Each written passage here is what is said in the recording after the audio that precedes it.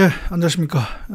이 방송은 요 제목에 나와 있는 것과 같이 홍명보 감독 선임과 정봉규 회장의 축구 철학에 대해서 한번 이야기를 할까 합니다. 바로 이 사진에 나와 있는 정봉규 회장 자서전 축구의 시대, 그 내용이 있어서 제가 이 책을 읽고 좀 생각나는 게 있어서 이야기를 할까 합니다. 이미 뭐 시청자 중에 이 축구의 시대 정봉규 회장 자서전을 읽은 분들도 계시겠지만 아마 그 책을 읽고서 아마 저와 똑같은 생각을 하지 않을까 싶습니다. 이번 그 정봉규 회장 이 자서전과 관련해서도 뭐 여러 논란이 일었고, 다른 뭐 축구 전문 유튜브 방송에서도 이 책을 이 책 내용과 관련해서 뭐 여러 이야기를 했었는데, 제가 한번 쭉 체크를 해보니까 요 내용은 없더라고요. 그래서 제가 한번 이 이야기를 할까 합니다. 이미 조금 초기에 비하면 조금 이 정봉규 회장과 관련한 이러한 논란이 조금은 이제 수그러든 것 같지만, 아마 지금 문체부가 진행하고 있는 감사와 관련해서 또 중간중간에 언론 보도를 통해서 그 감사와 관련된 내용이 또 보도되고, 그 다음에 아마 이번 주 안에 어느 공중파 방송사에서 이 축구협회 관련한 프로그램이 아마 그러니까 보도가 될 겁니다. 제가 지난주에 그 방송 프로그램 인터뷰 녹화를 했거든요. 그래서 제가 알고 있기로는 아마 이번 주에 그러한 또 방송이 나오고 하면 또 이슈가 되면 이 축구협회 사태와 관련한 이런 것들이 또 한번 또 재조명되지 않을까 싶은데요. 아무튼 그렇습니다. 예. 이 축구의 시대 한번 관련된 부분을 먼저 한번 보여드리면서 이야기를 이어가도록 하겠습니다.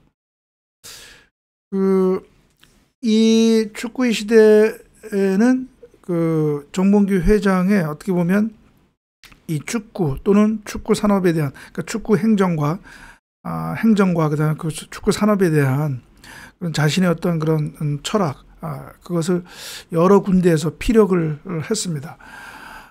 그리고 또 자신이 우리 한국 축구 발전을 위해서 나름대로 고민하고 생각했던 그런 내용들도 또 여러 군데에서 이렇게 또 드러나고 있습니다.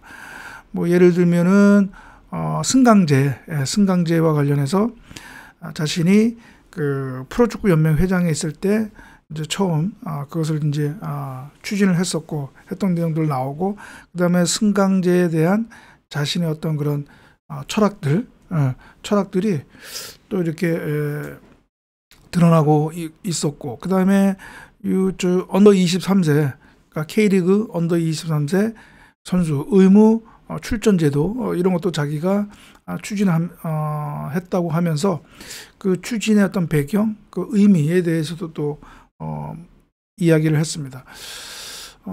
뭐 나름 축구 산업 그리고 이 축구 행정에 대해서 나름대로 또 자신만의 어떤 그런 가치, 철학을 이렇게 드러냈다고 볼 수가 있습니다. 그 중에서 특히 이제 홍명보 감독 선임을 둘러싼 이번 사태와 관련해서 요 부분이 있어서 제가 좀 관심 있게 또 한번 읽었는데요. 그 대표팀 감독은 어떻게 선임되는가와 관련해서 자신의 어떤 그 철학이라고 할까요? 그런 또 생각을 또 담았더라고요. 그래서 제가 한번 요 부분을 먼저 한번 간단히 주요 내용을 설명을 하겠는데요. 여기 보면은 이런 얘기가 나옵니다. 축구협회에서 국가대표팀 감독 선임은 매우 중요한 일이다, 이렇게 나와 있고, 그러나 이제 거기에 대한 또 한계, 그러니까 뭐 팬들의 기대치는 높지만 뭐 중동 국가만큼 재정적 여유가 없어서 가능한 예산 범위 내에서 마땅한 감독을 구하는 것은 상당한 어려운 게임이다. 이제 그런 부분이 있습니다. 그리고 또 외국의 유명 감독들이 한국행을 선호하는 것도 아니다. 또 이렇게 얘기를 하면서 나름대로 이제 그래도 가능한 좋은 감독을 모셔오려고 노력을 했다. 또 하고 있다. 이제 그런 이야기가 있습니다.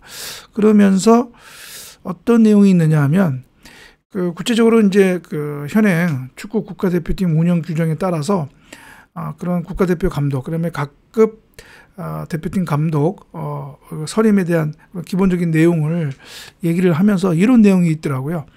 나는 이제 밑줄 친 부분입니다. 나는 평소 위원장이나, 이건 이제 전력 강화 위원장을 얘기합니다. 그리고 위원들에게, 전력 강화 위원들에게 국가대표팀을 포함한 연령대 대표팀 지도자를 선발할 때 국민과 축구인들이 위원회의 감독 선임 권한을 위임해 준 것이니 절대로 사적인 감정을 넣지 말라고 당부했다. 이제 그런 내용이 나옵니다. 어떻게 보면 뭐 원론적인, 원칙적인 이야기죠.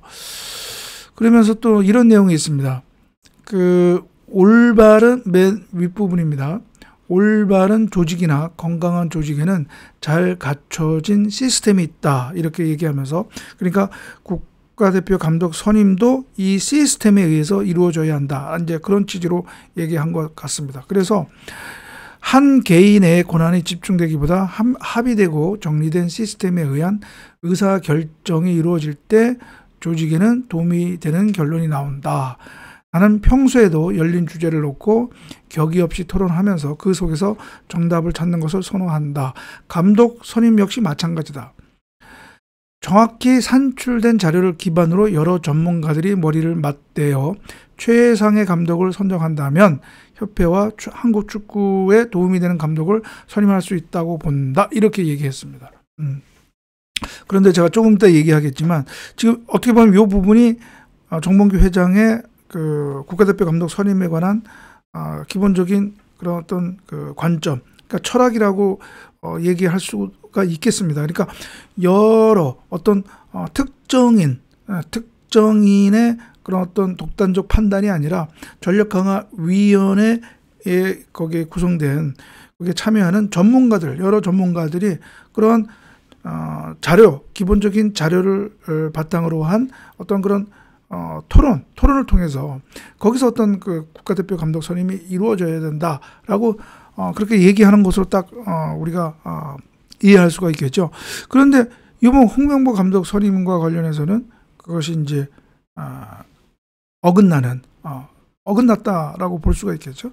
네, 그렇습니다. 그래서 여기 보면 또 감독을 뽑을 때는 전문가의 판단이 가장 중요하다 이렇게 얘기하고요. 그다음 또 이런 얘기가 나옵니다. 감독의 선임에 대한 궁극적인 책임은 회장이 진다. 남과 상의 없이 혼자서 결정하고는 책임질 일이 있으면 꽁무니를 빼는 것은 독단이다. 이렇게 얘기하면서 나는 그렇지 않다라고 얘기를 했습니다. 이제 그런 내용이 이렇게 나왔는데요. 그러면 과연 이 책에 나와 있는 것처럼 과연 이번 홍명보 감독 선임이 그렇게 이루어졌는가?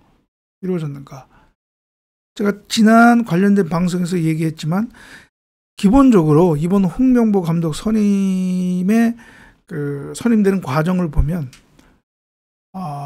전력 강화 위원장도 아니고 그다음에 위원도 아닌 한 사람에 의해서 독단적으로 이루어졌다는 것이죠.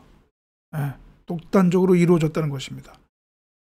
그러니까 지금 이 정봉규 회장 이 책에 나와 있는 이 정봉규 회장의 어떤 그런 관련된 철학과는 배치가 된다는 얘기죠. 이 이임생 기술발전위원장이 전력강화위원장도 아니고 위원도 아님에도 불구하고 정봉규 회장에게 중간중간에 보고하면서 뭐 협회는 협회 해명자료에 의하면 뭐 보고는 아니고 보고는 아니라고 얘기하지만 그거는 뭐 당연히 보고로 볼 수밖에 없죠. 그 한 사람만 어떤 그 독단적인 판단에 의해서 이루어졌단 말이죠. 그것은 이 책에 나와 있는 내용하고는 전혀 상반되는 그런 것이었다. 그리고 이 정봉규 회장이 그러한 이임생 기술발전위원장의 그런 독단적인 그러한 선임, 감독 후보자 평가 및 면담, 그 다음에 또 홍명보 감독 선임으로의 결정, 이것이 혼자 이루어지고 있다는 것을 정봉규 회장도 알고 있었으면서 자신의 철학과는 배치되는 그것을 그냥 그러한 행태를 두고 봤다는 얘기죠. 협회는 뭐 그런 전력강화 위원장이나 위원들이 사퇴하는 거에 대한 비상 상황에 대한 뭐 규정이 없었다고 하지만 그건 제가 지난 방송에 얘기한 것처럼 그것은 거짓 해명이고요. 그 축구협회 정관에 이러한 전력강화 위원장, 그다음에 위원 선임은 회장이 하도록 되어 있기 때문에 또 언제든지 또 할 수 있기 때문에 그 정혜성 전력강화위원장이 사퇴하거나 다른 위원들이 사퇴하면 바로 그 후임 인사를 위촉 선임을 하면 되거든요. 그거 하지 못할 아무런 어떤 사정도 없었는데 그거 하지 않고 이러한 이임생 기술발전위원장이 홀로 그냥 독단적으로 감독 평가하고 홍명보 감독으로 후보자로 이렇게 선정하는 것, 결정하도록 그것을 그냥 뻔히 보고만 있었다는 얘기죠. 이것은 시스템이 아니라 그냥 어떻게 보면 정봉규 회장과 이임생 이사 둘의 어떤 독단적인 결정으로 이루어졌다고 볼 수밖에 없는 것이죠. 이게 그러니까 이 책하고는 전혀 맞지가 않습니다. 만약에 이 책에 나와 있는 것처럼 시스템에 의해서 여러 사람들의 그런 토론, 그러니까 기본적인 객관적인 그런 자료를 기반으로 해서 여러 전문가들이 머리를 맞대서 최상의 감독을 선정하는 그런 모습이 아니었다는 것이죠.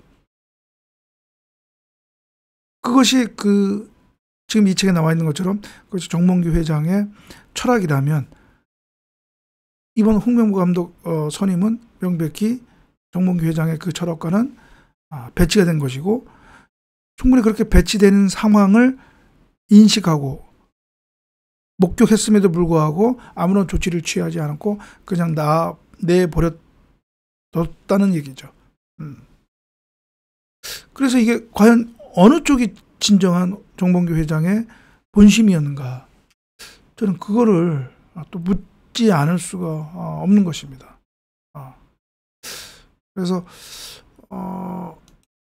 이 축구의 시대 이 책에는 정봉규 회장이 여러 어떤 그 사안이나 이슈에 대한 자신의 어떤 그런 뭐 철학, 가치관을 피력을 했는데 제가 이제 이후에 또 그 관련된 그런 주제 이슈에 대해서도 또 이 책의 내용을 여러분 설명을 하면서 그 내용을 제가 또 평론을 하겠는데요.